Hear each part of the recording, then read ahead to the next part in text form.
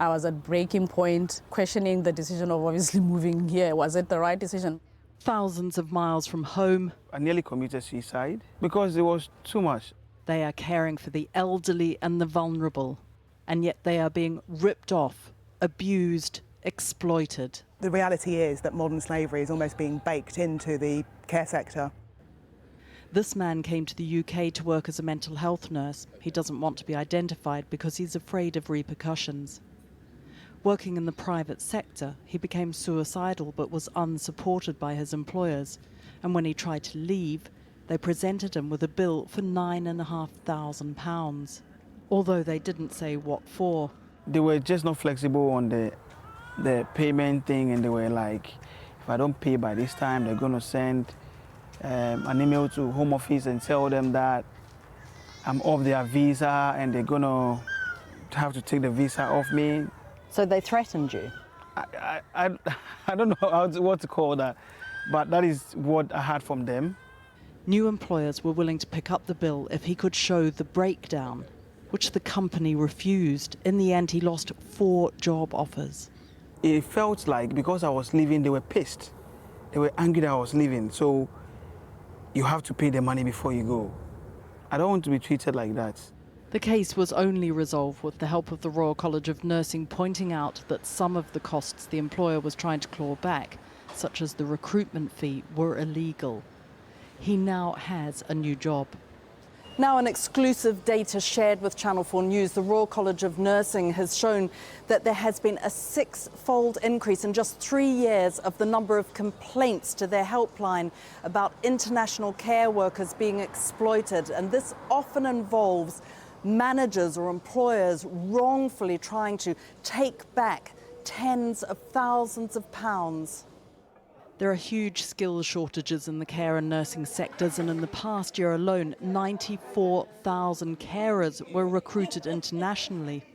But they come on a Tier 2 visa, which means they become tied to the company they work for.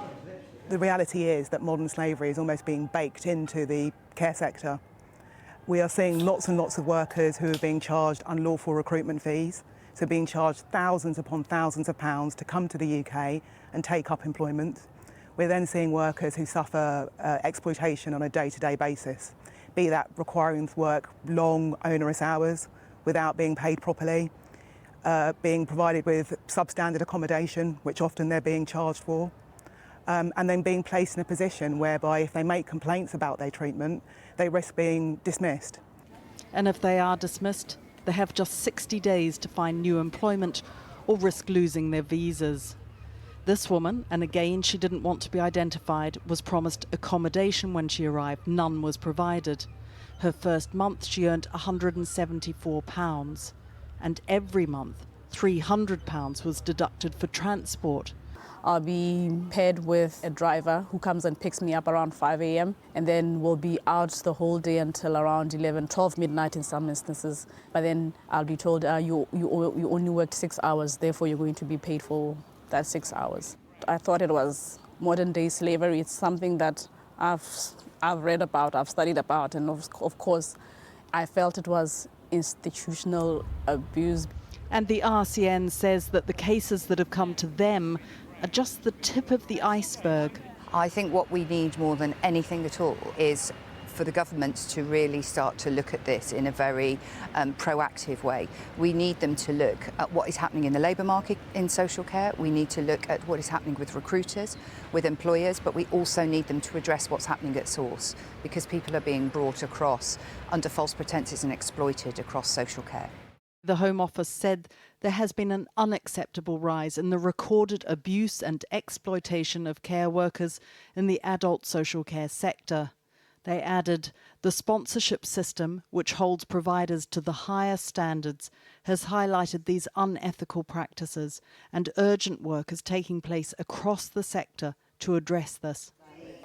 But the RCN wants a firmer commitment than this. In May alone, they said they'd had 17 calls from members complaining about exploitation by rogue employers. These practices, they said, need to be eradicated.